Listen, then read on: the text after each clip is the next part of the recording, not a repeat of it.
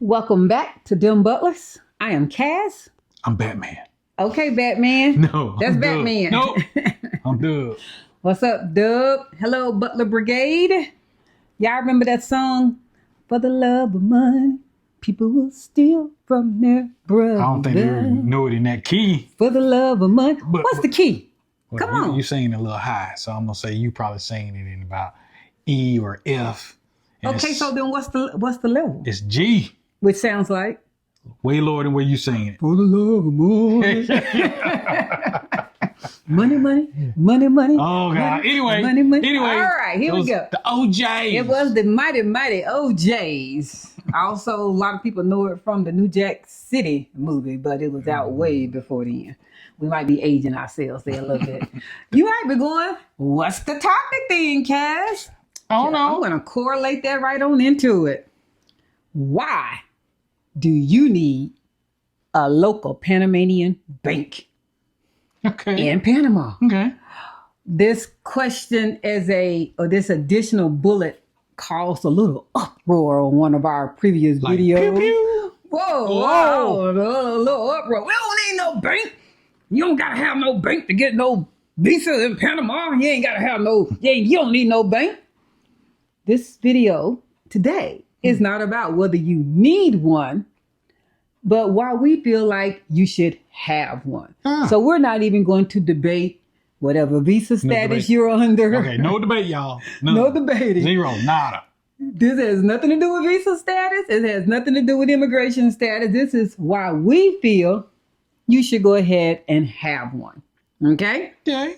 So the first thing we're going to talk about specifically is,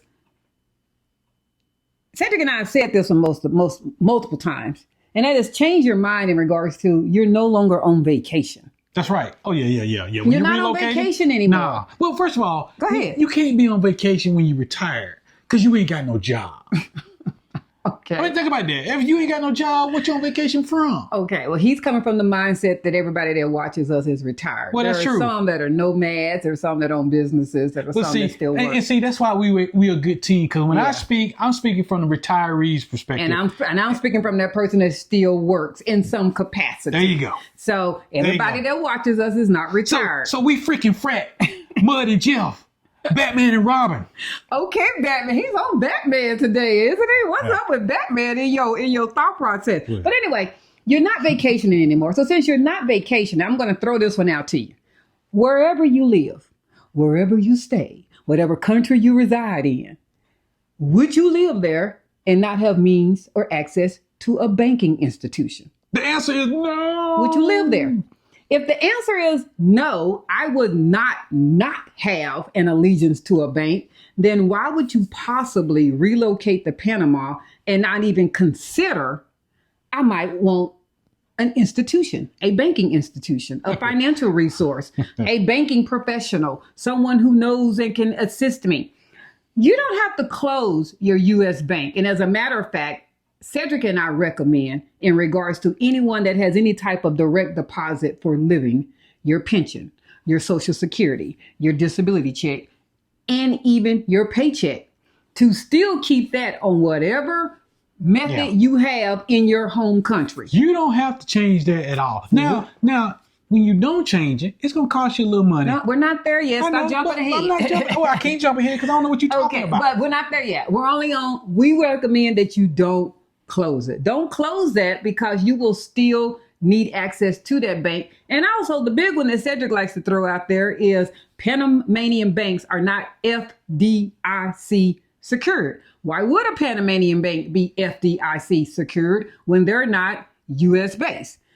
Federally, well, is it directly, whatever insured, whatever it is, whatever it is, up to, I believe, my sister-in-law would have to chime in on this one. Most people don't know how long it takes the banks to pay you back from FDIC. It's 16 years, y'all. So, but whatever that limit is, whatever that maximum amount is that covers your money, you want to keep that money in the U.S. You do want to keep that main money, whatever your deposit is, keep it going to that bank, however that happens to be. So now comes the part that we're going to talk about. Then you're going to obviously have to move money. If you do open up a Panamanian bank, we recommend that whatever the amount is, we ain't even going to get into that $5,000 no more. Whatever the amount is that you choose to open your bank account with, then you're going to need to think about 2 different ways of how you're going to have to move money from your U.S. or home country bank to your Panamanian bank. One of those ways might be a wire transfer. Whatever the fees are between your bank and your local Panamanian bank on you moving that transfer, that will occur. Note, wire transfers are not instant as they are in the U.S. In the U.S., we pretty much know if you press send wire transfer and you pay your $20, $30, $40, the recipient will pretty much have that money. If it's before 2 p.m. Eastern Standard Time, they will have that money in their account within an hour. Not the same in Panama. Expect that it might take 2 to 3 business days for your Panamanian bank to receive that wire transfer. Or you can set it up as a automatic, deposit. You just move money. If you're not in no hurry, you can just move money from one bank account to your other bank account. Well, it's still going to be an international transfer. So you didn't get away from that. You didn't get away. It's just, why pay the wire transfer when typically to move money is a lot less, is more affordable than a wire transfer when you're not going to receive it instantly. Most people want to do a wire transfer so that it could be in the bank in an hour. Like Western Digital. Yeah, like Western, what is it? I forgot what it's called. It's not digital. Oh, it's Western. It's Western. So I don't know. Whatever it was called. We're Union. Western Union. Yeah. But no, it's not going to be that. It might take 2 to 3 days. So just know that. Also note that if you then have a local Panamanian bank and you have checks, some things that some people have probably forgot about, you can always write a check to yourself from your U.S. based bank. So if you still have a checkbook, and you have a local Panamanian bank, write a check to yourself and deposit that amount into your own local Panamanian bank. But it's going to have to wait to clear. Once again, it's not going to be instant. So don't think you're going to write a $1,000 check from your Wells Fargo account to yourself, put it into your Panamanian bank, and you're going to have access immediately to $1,000. It won't be that way, but at least you might avoid some international fees if it's not a hurry that you need your money. So that's the number one thing. The other thing is that what some people don't realize is that if you decide to not open a local Panamanian bank for whatever reason, you're going to have to then use your ATM. And in using your ATM, there are going to be daily withdrawal fees or however often you need to do it. So let's just go hypothetically, we're going to stick with $1,000. Your rent is $1,000 in Panama. We're under the perception that you're not in an Airbnb or at a hotel. We're talking you have moved there. So you have somebody you pay rent to. I'm obviously not on a mortgage because we have no information about a mortgage. We're on rent. If you have to then pay someone $1,000 a month rent and you're limited to $250 per day maximum transaction at any Panamanian ATM, plus the international transfer, plus the international ATM fees, and whatever that physical ATM kiosk charges. Yeah, that's gonna cost you. Whatever that is, that might be between $3 to $7, and then you have the international ATM withdrawal fee, and you can only get $250 maximum per day. So if your rent is $1,000, you need to start pulling money from the ATM 6 to 7 days before your rent just to get $1,000, and you're getting hit with ATM fees every transaction. And I'm going to assume that's not the only time you need to use your ATM. So you're only trying to get $250 just for rent. And during those 7 to 8 days, you can't get any more cash during that time because there's a maximum daily limit. You see what I just came up with? You're going to be limited to $250. You can't use your ATM to get any more money. And you have to do that every single month. You have to know that at least a week before your rent is due. What if there's an issue with the ATM? What if there's an issue with your card getting stuck? Want to do story time? No. Story time real quick. We're in PriceSmart. We happen to be leaving PriceSmart and we were going to go to, I believe we're getting ready to go to San Blas Island the next day. It was someplace. Like the next day or so, we were going to go. Someplace you didn't need cash. We were going to go someplace. No, we didn't need cash. No, you didn't need cash. He personally had cash on him. But like all ladies, I want to get my own little money. I don't want to be saying, hey, baby, give me $20. I can get this scarf. It just so happened, ironically, I didn't need the cash because we literally didn't need anything there. But Long story, we're leaving PriceSmart. I'm going, ATM. Since he was in line anyway, they just happened to have a line to exit. You know, you got to show your almighty receipt before you can leave the door.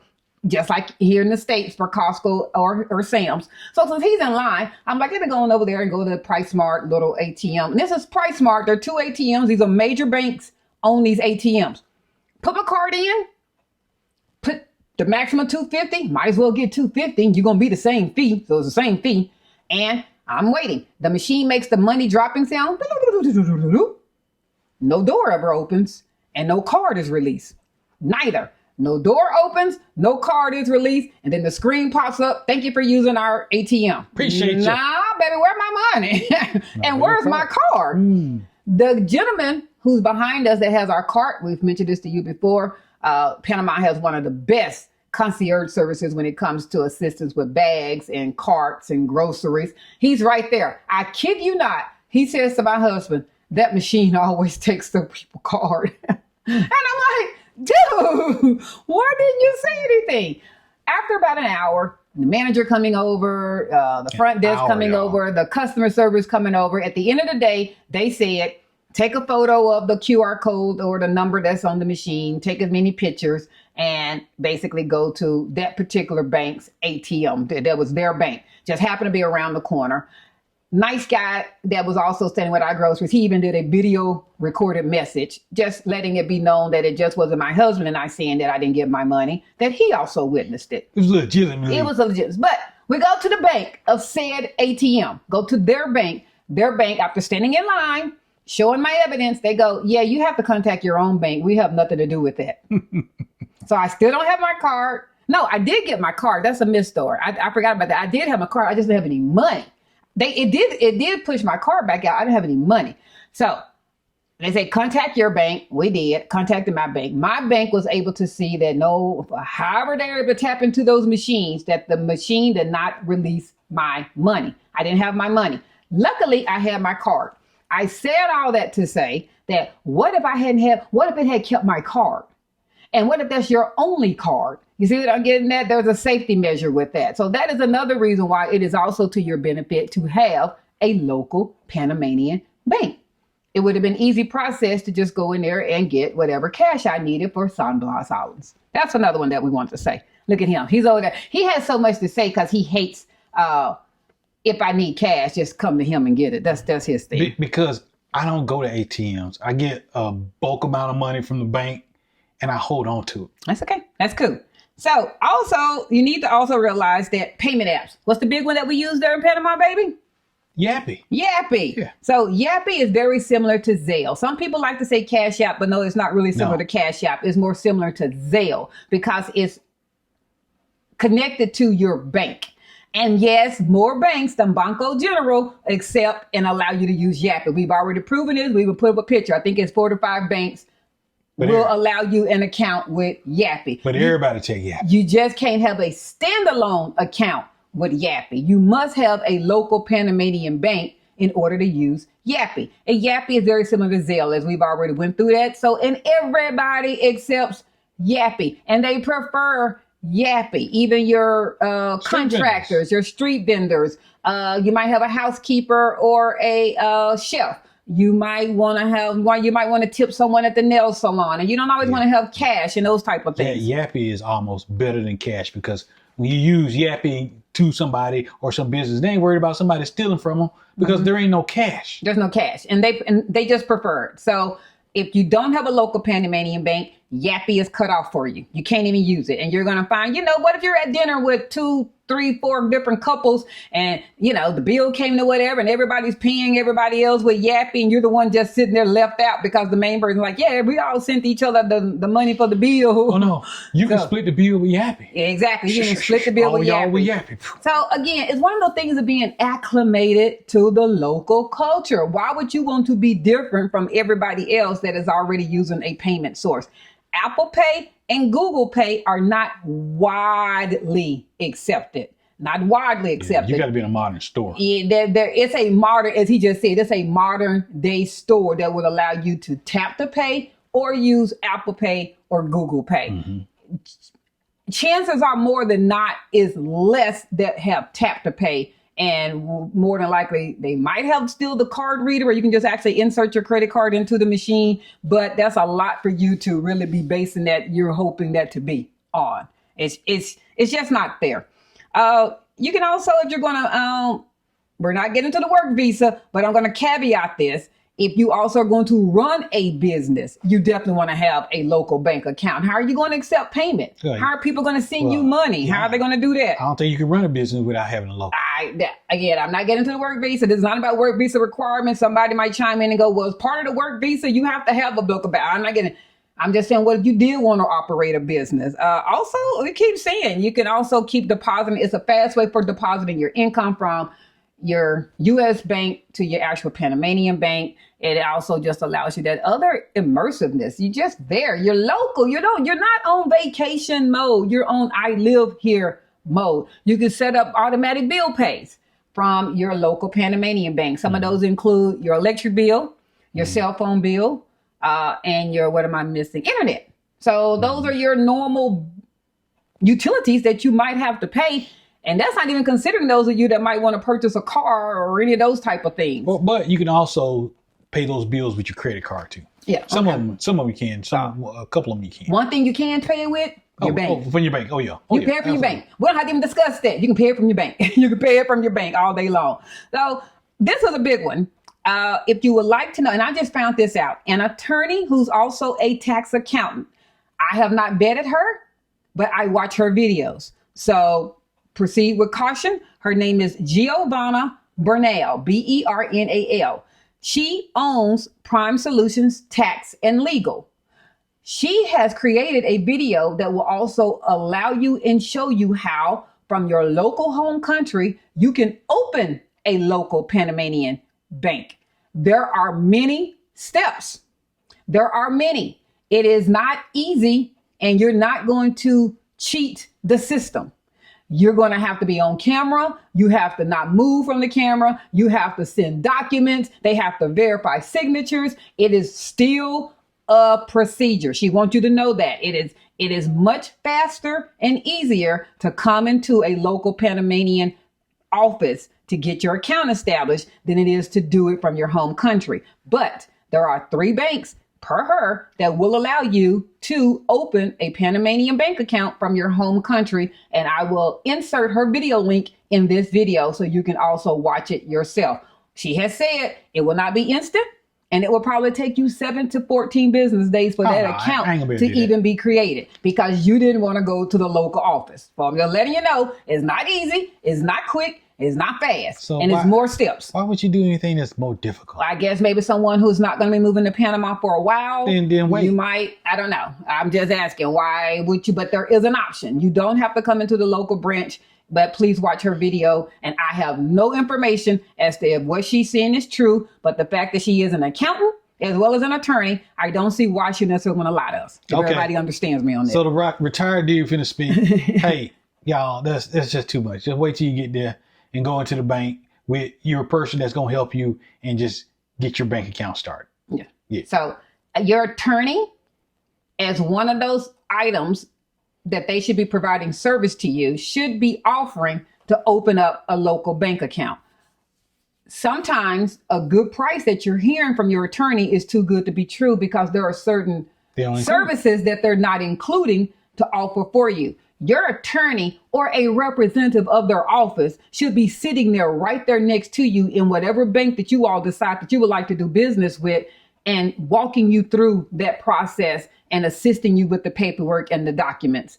It should not be something with an attorney that you have hired that you and your spouse or you by yourself are doing by yourself. If you're by yourself, it's because your attorney didn't include it and you wanted that $99.99 special. And while you're at that process now, remember that cash that you brought over with you from the plane that you can't be over $10,000. Now is the time to give that to the bank because you don't want to be sitting there with your agent opening up an account and now you don't have any cash to give because now you go, we need to wire my bank back from the United States. That's no. They still need some type of cash, whatever that might be. You need to seed money to start your account. You will not be able to start the account in 0000. I want that clear. That's not and they're more than likely, I'm not sure, so don't quote me. I don't think they're going to be able to do like your ATM debit card from the home country to feed the account. Oh, no. It needs to be cash money. USD dollars for those that happen to not be North American citizens or United States citizens. You need, whatever type of money that you have. Yeah. That is about, and I think from beginning to end for us to open up the bank account from the time we walked in with actually 2 representatives from the legal firm that happens to represent us, our actual attorney, Marcos, and then one of the other attorneys was also there to meet us at the bank. And then from the time they called our name till we were finished, 40 minutes, 35 minutes. I would say it was 35 minutes to 40 minutes sitting down with the banker. Yes. We waited an hour in line. Yeah. Well, sitting down, but waiting your turn. And this is with us having an appointment. This is with an appointment. Yeah. So, but they have to do their due diligence. As we said, you must have your passport when you go open it up, but that's not going to be even eliminated if you try to do it from the local thing that I just said about the video. You're going to need that passport. You're going to need your passport. You're going to need your seed money. Don't forget, there's a little blurb there again. Make sure your signature on your passport matches all legal documents. Okay. This is one of those times that you're not going to get past that signature not matching. I must have signed my signature 20 times before I got it right. You're going to have to, by signature, we mean 2 different aspects. Exact name must match. So whatever your name is on your passport, the signed name must be that exact name. Yeah. And then the penmanship. Yeah, I was messing up on the penmanship. The penmanship must match. If you did your K's a certain way, if you did your R's a certain way on your signing of your passport, it must be that exactly on the documents and opening your bank account. I'm a little older now, and y'all might tell that I kind of fidgeted a little bit now. And I didn't do that back when I signed my passport. So I had to calm that fidgeting down to sign my, and they're like, no, that don't look, try it again. And it was like 20 times, y'all. He's telling the truth. It honestly was. They do have options for you can get your debit card. I believe you got yours immediately. Yeah, you had to. You got it right then. It was a card. Yeah. Got your debit card immediately. And they also have credit cards. Some will probably ask that. And I turned that down because they literally asked us at that time that you want to go ahead and receive a Panamanian credit card. I have no idea what that would even be based off of because it's not your social security number there. I guess at that point you would have just got whatever the maximum limit or the minimum limit for the card. Yeah. We don't know. We have our abundance of credit cards. Right. We didn't need another one and it wasn't that serious to us. But at that moment you could have requested one. And their credit card at the time, it had a fee to it. It wasn't free. It was like, you get this credit card. We're going to bill you this much every month. I'm like, no, I got like 10 credit cards in my wallet. Also note for us, and they're not a bragging statement on this nature, but Cedric was the main person opening up the bank account and I was piggybacking under him onto that. One thing we did was make sure that we filled out the benefactor form. Yes. So benefactor form, since he's the lead under our immigration paperwork, everything has his name on it. It's his name. I wanted to make sure that although we didn't have our livelihood, every single dollar that we owned in this Panamanian bank, if something happened to him, he became incapacitated or couldn't talk or unfortunately was dead. Went to the upper room. They didn't have the money that we did see it with forever while I'm tied up with a legal opportunity trying to make them know that I was the soul to that account. Who are you, man? So we went on and did the benefactor form. Yeah. That is not a normal step. No. You must request that. You might even have to remind your attorney that you want that. Yep. So just know that. Go ahead and complete the benefactor form. That allows you immediate access to that account if for any reason the lead person cannot do anything with the account. Second thing is that we wanted to, I really don't forget what that second one was, but I was segueing on that. The other one was the fact of, I think it was the limits. I don't even know, but I have honestly forgotten. But you could have had the card right then. We got the ATM card right then, but you can also have the credit card. Even with the accounts, there's some kind of monthly or a yearly fee. Yeah. And this is what I started to say. This wasn't bragging on him. There's no free checking. There's no free checking. And this is him having great credit. Which means nothing. The 800 credit score plus credit. It has nothing to do. Just remember we told y'all having all that great credit means nothing in Panama. Having horrible people looking for you with a microscope means nothing. It means nothing. Having great credit, there still was a monthly fee for Banco General. That's the only bank that we know about. That's right.